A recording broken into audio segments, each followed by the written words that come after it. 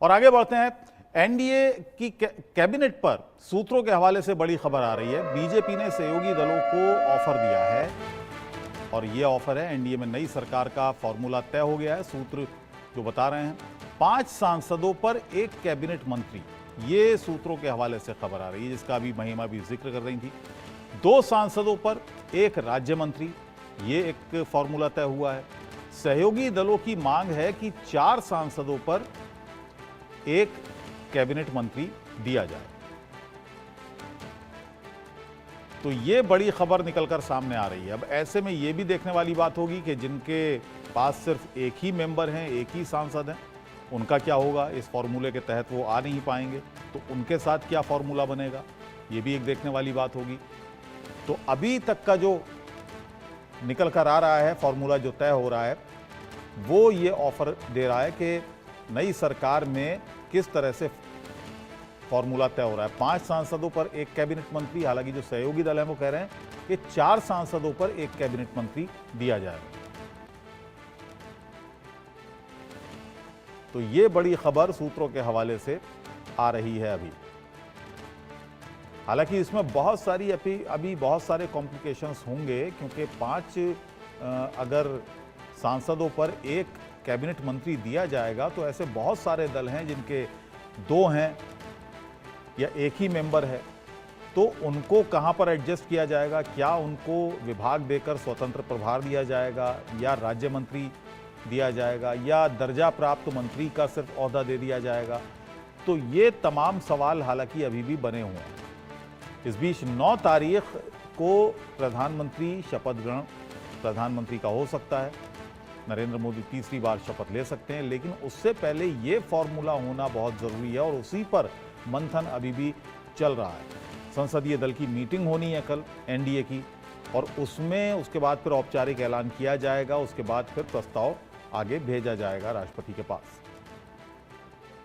तो ये तमाम कोशिशें जो चल रही हैं वो सरकार बनाने को लेकर, वो पल पल की जानकारी, एक एक डिटेल हम आपको दे रहे हैं। फिलहाल जो निकल कर आ रहा है कि फॉर्मूला तय हुआ है, ये सूत्रों के हवाले से खबर आ रही है कि 5 मेंबर पार्लियामेंट्स पर एक कैबिनेट मंत्री दिया जाएगा।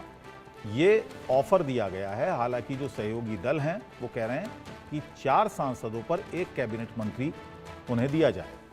अब ऐसे में अगर तेलुगु देशम पार्टी के पास 16 सांसद हैं, तो आप इसको समझिए 16 सांसद का मतलब हो गया कि 4 कैबिनेट मंत्री। इसी तरह से नीतीश कुमार के पास 12 सांसद हैं, तो इस हिसाब से हो गए 3 कैबिनेट मंत्री। तो इसी तरह से फॉर्मूला तय किया जा रहा है। शिवसेना के पास क्योंकि 7 सांसद हैं, तो उनके खाते में 2 आने चाहिए, 2 मंत्री आने चाहिए कैबिनेट के। रामविलास पासवान की एलजेपी, चिराग पासवान की एलजेपी, रामविलास पासवान गुट, उनके पास 5 मेंबर्स हैं, उनके पास एक कैबिनेट की सीट होनी चाहिए।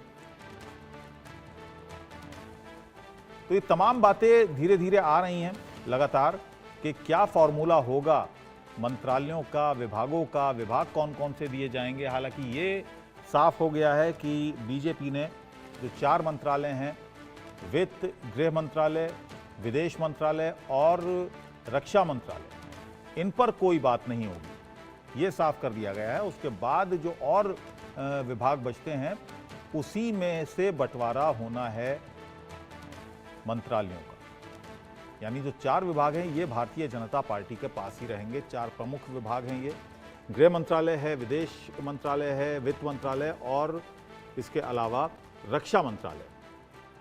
आशिफ इकबाल मेरे सहयोगी इस वक्त मेरे साथ जुड़ गए हैं। आशिफ, क्या खबर है, ये फॉर्मूले की जो बात हो रही है, 5 मेंबर पार्लियामेंट्स पर एक कैबिनेट मंत्री दिया जाएगा, क्या बातें सामने आ रही हैं इस फॉर्मूले के बारे में? आपको खुद भी पता है कि पहले भी यही फॉर्मूला था और पहले फॉर्मूले पे इतनी ज़्यादा जद्दोजहद, इतनी ज़्यादा मंथन होने करने की ज़रूरत नहीं पड़ती 10 साल कम से कम, क्योंकि साफ तौर पे सबको मालूम था कि फुल मेजोरिटी की सरकार थी, उसमें इतनी ज़्यादा कोशिशें नहीं करनी थी, न किसी को मनाने का दिक्कत था, न किसी के जो रूट जाने से कोई चिंता करने की ज़रूरत थी। इस वक्त क्योंकि कोalition की सरकार है, एनडीए की सरकार हो रही है पहली बार, आप कह सकते हैं 10 सालों के बाद, तो इसलिए सभी चीज़ों को बहुत नोटिस किया जा रहा है, सभी चीज़ों पर मॉनिटर किया जा रहा है, सभी चीज़ों को रीड किया जा रहा है और उसके बाद एग्जामिन करने के बाद ये चीज़ें सामने आ रही हैं। और देखिए बिल्कुल सही बात है कि पहली बार आप ये भी कह सकते हैं कि सोर्सेज के हवाले से ये तमाम चीज़ें जो सामने आ रही है उसमें कहीं ना कहीं कोई ना कोई चीज़ पुख्ता ज़रूर है। अबुल, इस वक्त मैं जहां खड़ा हूं ये चिराग पासवान घर है। अभी मैं आपको बताऊं कि यहां भी गहमा गहमी बहुत ज़्यादा था, क्योंकि माना ये जा रहा है 5 सांसदों वाली ये पार्टी जो है, यहां भी ये एक तरीके से एक मिनिस्टर तो कंफर्म पहले से ही माना जा रहा था कि चिराग पासवान तो मिनिस्टर होंगे ही होंगे, लेकिन ये भी कहा जा रहा है कि एक मिनिस्टर की डिमांड और इनकी पार्टी की तरफ से, देखिए इनकी तरफ से तो नहीं कह सकते, इनके पार्टी के लोगों की तरफ से नहीं, लेकिन हाँ इनकी पार्टी के जो जो और बाकी प्रवक्ता है या बाकी लीडर्स हैं उनकी तरफ से ये डिमांड ज़रूर है कि इस बार अच्छी, कम से कम इनकी हिस्सेदारी भी अच्छी हो, तयशुदा हो और बेहतर हो। वहीं दूसरी तरफ अगर हम जेडीयू की बात करें नीतीश कुमार की, तो वहाँ से भी ये तमाम चीज़ें डिमांड सामने आ रही है। बिहार से कई सारे लीडर्स ने कह दिया कि जब ये बीजेपी मान ही चुकी है कि 2025 में नीतीश कुमार की लीडरशिप में चुनाव लड़ेंगे, तो अब ये बात भी तय हो जाए, यहाँ भी कम से कम उसी तरीके से, उसी अंदाज आशिफ, लेकिन मसला ये है कि जो छोटे दल हैं जिनके पास एक या दो मेंबर्स हैं, सांसद हैं, उनका क्या होगा? क्योंकि देखिए 10 साल का एक तरह से सूखा कहा जाए इन दलों के लिए, क्योंकि पिछली 2 सरकारों में भी इन दलों को कुछ मिला नहीं था, क्योंकि पूरी मेजॉरिटी की भारतीय जनता पार्टी की सरकार थी, लिहाजा वो आवाज़ भी नहीं उठा सकते थे, मंत्रालयों की डिमांड भी नहीं कर सकते थे। ऐसे में सिर्फ खामोशी से वो सरकार के साथ बने रहे 10 साल। लेकिन अब मौका है, तो अब उस मौके को भुनाने की एक एक सांसद जिसके पास है वो भी कोशिश करेगा। जीतन राम मांझी भी कह रहे हैं कि मुझे कैबिनेट चाहिए। निश्चित तौर पे बिल्कुल आप सही कह रहे हैं अबुल, आप बिल्कुल सही कह रहे हैं। जयंत चौधरी का आप सोचिए ना, जयंत चौधरी जब ये आए थे तो बहुत सारे उनके ऊपर बड़े सारे आरोप प्रत्यारोप लगे, लेकिन वो आए और अपनी उपस्थिति दर्ज करा दी। पहले 2 सांसदों वाली पार्टी थी अपना दल, उसमें एक बहुत ही दावे से, बहुत ही फख्र से एक सीट मिलता था अनुप्रिया पटेल को। अब जीतन राम मांझी की आपने जिक्र किया, तो ये लोग वैसे लोग हैं जिनको उम्मीदें तो बहुत हैं इस सरकार से। उनको ये भी लग रहा है कि जब एनडीए कोalition की सरकार होगी तो उसमें जरूर उनके हिस्से कुछ ना कुछ जरूर आएगा।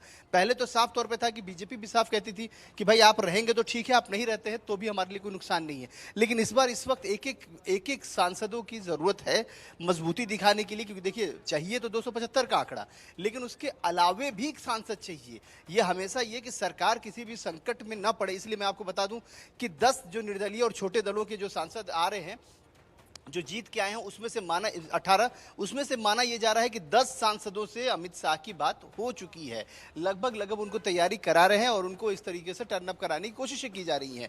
जिस दिन पार्लियामेंट में मेजोरिटी की बात होगी, उस दिन वो सांसदों की संख्या बड़ी दिखाने की कोशिश की जाएगी। इसीलिए मैं आपको बताऊं अबुल, इसीलिए किसी भी बड़े डिसीजन को लेने से पहले, चाहे नीतीश कुमार हो या चंद्रबाबू नायडू, दोनों ने बहुत कुछ सोच समझ के ये फैसला लिया। क्योंकि अगर मान लीजिए वे 15, 12 और 16 अगर इधर से उधर हो भी जाते तो क्या सरकार नहीं बनती, ये उनको मालूम था कि हमारे अगर चलिए आशिफ, आप बने रहिए, आप चिराग पासवान की आवाज पर हैं, आप वहां से उसके बाद हम लगातार आपसे जानकारी लेते रहेंगे, आप बने रहिए। मनोहर केसरी मेरे साथ जुड़ गए हैं। मनोहर, आप कहां पर हैं और किस तरह की गतिविधियां, किस तरह की हलचल चल रही है सरकार गठन को लेकर, मंत्रालयों के, विभागों के बंटवारे को लेकर?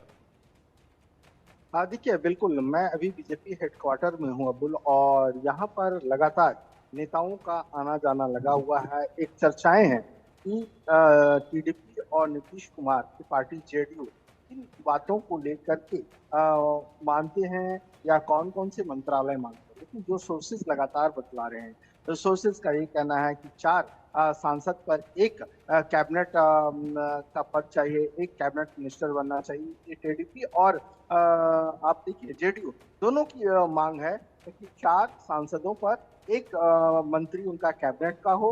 और हम अगर पूरी बात करें तो सीधे चंद्रबाबू नायडू जो है सो वो 4 कैबिनेट का मांग रहे हैं, 2 एमओएस मांग रहे हैं, और ये भी सोर्सेज बता रहे हैं कि वो स्पीकर का पद मांग रहे हैं, लेकिन बीजेपी स्पीकर के पद के लिए राजी नहीं है। अगर मंत्रालय की मैं बात करूं तो मंत्रालय में वो सड़क परिवहन मंत्रालय, शहरी विकास मंत्रालय, ग्रामीण विकास मंत्रालय, ये जो मंत्रालय हैं वो चंद्रबाबू नायडू अपने खाते में चाहते हैं कि उन्हें दिया जाए।